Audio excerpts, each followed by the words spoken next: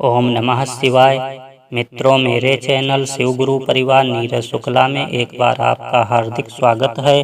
प्रत्यक्ष चमत्कारी हनुमान सिद्धि। कलयुग में हनुमान साधना अत्यंत गोपनीय और महत्वपूर्ण मानी गई है, क्योंकि हनुमान ही बल बुद्धि को देने में सक्षम हैं। इसीलिए कहा भी जाता है, जय हनुमान ज्ञान गुण सागर, जो वास्तव में ज्ञान बुद्धि के भंडार कहे जाते हैं। वैसे तो हनुमान से संबंधित कई साधनाएं ग्रंथों में वर्णित हैं, परंतु एक दुर्लभ और चमत्कारी साधन जिससे हनुमान तुरंत प्रसन्न होकर साधक को शीघ्र दर्शन देकर साधक की मनोभिलाषा को पूर्ण करते हैं। हनुमान साधना सब साधनाओं में से एक है। जो साधक इस साधना को संपन्न करता है, वह मुकदमे में विजयी, शत्रुओं को परास्त कर घर में भूत प्रेत पिशाच संकट आदि बाधाओं को दूर कर किसी भी बीमारी को जड़ से नष्ट कर सकता है। और हनुमान साधना के द्वारा समस्त प्रकार की सुख संपत्ति प्राप्त कर वह साधक हमेशा प्रसन्न रहता है। हनुमान सब देवताओं में श्रेष्ठ हैं।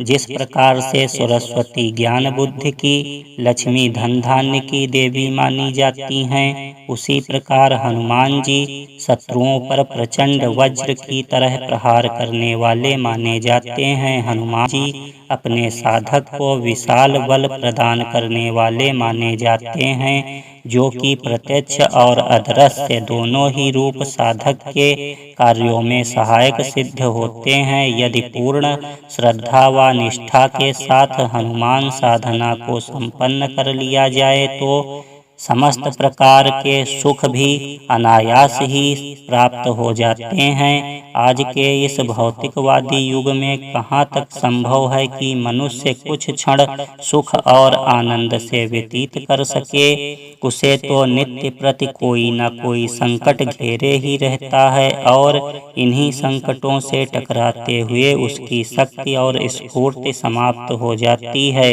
ऐसी स्थिति में उसे शारीरिक शक्ति के साथ साथ दैविक बल की भी जरूरत पड़ती है। यह व्यक्ति का स्वभाव होता है। जब वह चारों तरफ से परेशानियों में फंस जाता है, तभी वह व्यक्ति देवताओं की प्रार्थना स्तुति करने के लिए समय निकालता है। जो साधक हनुमान जी की साधना करते हैं, तो हनुमान जी उस साधक के सभी प्रकार के संकट एवं परेशानियों को दूर कर देते हैं एवं समस्त प्रकार के सुख को देते हैं। जो भी साधक इस साधना को संपन्न करता है, वह हर क्षेत्र में विजय को प्राप्त करता है। सावधानियाँ। इस साधना में साधक को कुछ विशेष सावधानियां बरतनी चाहिए, जो इस प्रकार हैं। हनुमान साधना में ब्रह्मचर्य व्रत का पालन करना अति आवश्यक होता है। अतः जब तक अनुष्ठान चले, साधक स्त्री संसर्ग ना करे और ना ही किसी प्रकार की स्त्री चर्चा या कामुक चर्चा करे। हनुमान विग्रह को जल से स्नान कराने के बाद सिंदूर में तिल के तेल को मिलाकर संपूर्ण मूर्ति पर लगाना चाहिए। इससे हनुमान जी प्रसन्न होते हैं। हनुमान को लाल पुष्प अति प्रिय हैं, अतः लाल पुष्पों को ही चढ़ाएं। नैवेद्य में प्रातः गुड़ एवं नारियल का गोला, मध्याह्न में गुड़ घी और गेहूं की रोटी का चूरमा, रात्रि में आम अमरूद केला एवं अनार चढ़ा सकते हैं। हनुमान साधना दक्षिणाभिमुख होकर करनी चाहिए। हनुमान साधना में चरणामृत का प्रयोग नहीं करना चाहिए। हनुमान जी को केसर या रक्त चंदन लगाने का प्रावधान है। हनुमान आरती के समय देसी घी का दीपक जलाकर आरती करनी चाहिए। मंत्र जप समाप्ति के बाद नैवेद्य को प्रसाद के रूप में स्वयं ग्रहण करें और दूसरे व्यक्तियों को भी प्रसाद देना चाहिए। हनुमान जी को जो भी प्रसाद चढ़ाया जाए, वह शुद्ध देसी घी में बना होना चाहिए। हनुमान साधना स्व कल्याण या लोक कल्याण की भावना से करनी चाहिए, जिससे साधना में शीघ्र सफलता मिल सके। दूसरे का अनिष्ट या अपकार की भावना से यह साधना कदापि नहीं करनी चाहिए। इससे स्वयं की हानि होने की संभावना रहती है, क्योंकि हनुमान कल्याणकारी देव माने जाते हैं। अनुष्ठान काल में एक समय ही भोजन करें। सूर्यास्त के बाद पूजन आदि करके भोजन करें। इस भोजन में नमक का सेवन न करें तो और भी अच्छा रहेगा। इस मंत्र का जप रुद्राक्ष की माला पर करना चाहिए। हनुमान साधना में लाल धोती, लाल कुर्ता पहनकर लाल आसन पर बैठकर मंत्र जप करना चाहिए। इस साधना को साधक रात्रि काल में ही करे। इस साधना में भोजपत्र पर निर्मित हनुमान यंत्र का प्रयोग करें। यदि आपके पास यंत्र मूर्ति दोनों सामग्री हैं तो आप अपने पूजा स्थान में यंत्र मूर्ति को स्थापित कर सकते हैं। अनुष्ठान काल में सात्विक भाव बनाए रखें। व्यर्थ के वाद विवाद से बचना चाहिए। असात्विक या तामसिक व्यक्तियों के संपर्क से दूर रहने का यथासंभव प्रयास करना चाहिए। पूजन। इसके बाद साधक हनुमान जी की मूर्ति व यंत्र का पूजन करे। पूजन में कोई विशेष जटिलता या विधि विधान की आवश्यकता नहीं है। केवल यंत्र मूर्ति को जल से स्नान कराकर उसके बाद सिंदूर में घी मिलाकर मूर्ति पर लगाना चाहिए तथा यंत्र के चारों कोनों पर भी सिंदूर लगाना चाहिए तथा लाल पुष्पों से हनुमान जी का पूजन करना चाहिए। मंत्र जप। इसमें 30 दिन में 1.25 लाख मंत्र जप करना होता है। इसलिए नित्य प्रति 4216 यानी कि 42 माला प्रतिदिन जप होना चाहिए। इस प्रकार 30 दिन में 1,26,000 जप हो जाएगा। इसमें 1.25 लाख जप आवश्यक है। 1000 अतिरिक्त हो जाता है, जिससे कि कोई भूल चूक हो गई हो तो क्षम्य हो जाए। इसमें रुद्राक्ष की माला का प्रयोग श्रेष्ठ तथा उत्तम माना गया है। माला में 108 दाने होने चाहिए, जो कि कटे पिटे छिद्रयुक्त न हो। हनुमान का ध्यान। सर्वप्रथम हनुमान को दोनों हाथ जोड़कर प्रणाम करें, फिर निम्नलिखित ध्यान का उच्चारण करें। अतुलित बल धामम हेम शैलाभिधेहम धनुजवन कृशानुम ज्ञानिनाम अग्रगण्यम सकल गुण निधानम वारणानामधीशम रघुपति प्रिय भक्तम वातजातम नमामि।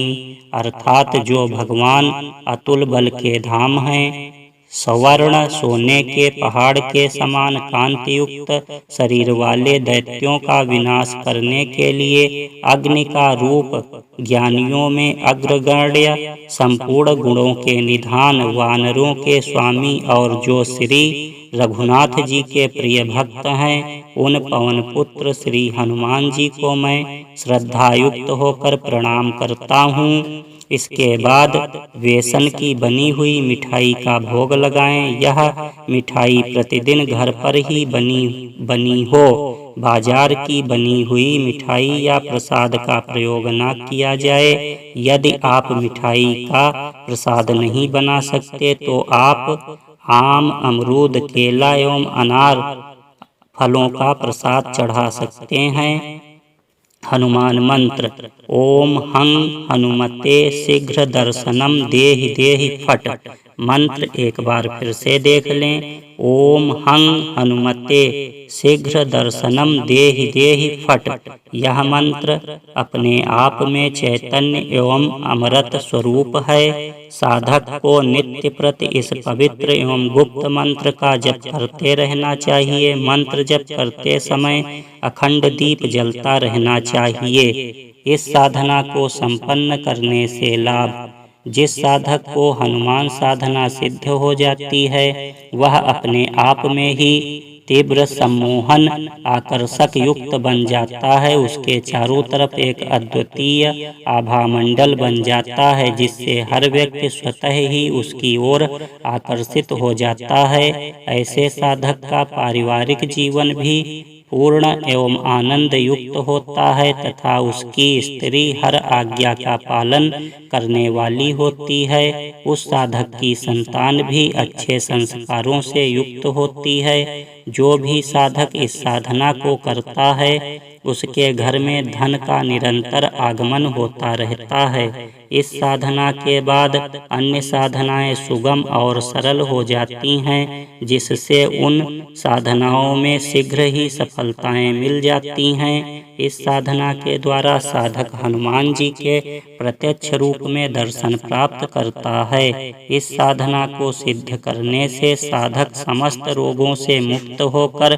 पूर्ण स्वस्थ संबल एवं सक्षम होता है। इस साधना के द्वारा भूत प्रेतों का चक्कर दूर हो जाता है, अर्थात जिस किसी के ऊपर भूत प्रेत हो या घर में भूत प्रेतों का चक्कर हो तो साधक हनुमान मंत्र के द्वारा ही भूत प्रेतों को भगा देता है। इस साधना के द्वारा शत्रुओं पर विजय पाना, मुकदमे में सफलता तथा पूर्ण सुरक्षा के लिए यह साधना सर्वश्रेष्ठ मानी जाती है। अनुभव: साधक जब साधना स्थल में बैठता है तो उसे 16वें दिन साधना कक्ष में विचित्र अनुभूतियां होने लगती हैं। इन अनुभूतियों के बीच अगर कोई दृश्य दिखे तो डरे नहीं, अपितु गुरु मंत्र का जप कर लेना चाहिए। यह अनुभूतियां साधना की सफलता का प्रतीक हैं। 30वें दिन हनुमान जी के साक्षात दर्शन होते हैं। इसके लिए पूर्ण श्रद्धा, विश्वास तथा विधि विधान के साथ साथ पवित्रता की विशेष आवश्यकता होती है। साधना समाप्त होने के बाद साधक की शीघ्र कामना पूर्ण हो जाती है। समापन: 30वें दिन 1.25 लाख मंत्र जब पूरा होने पर 31वें दिन भूमि में या किसी पात्र में अग्नि जलाकर हनुमान मंत्र से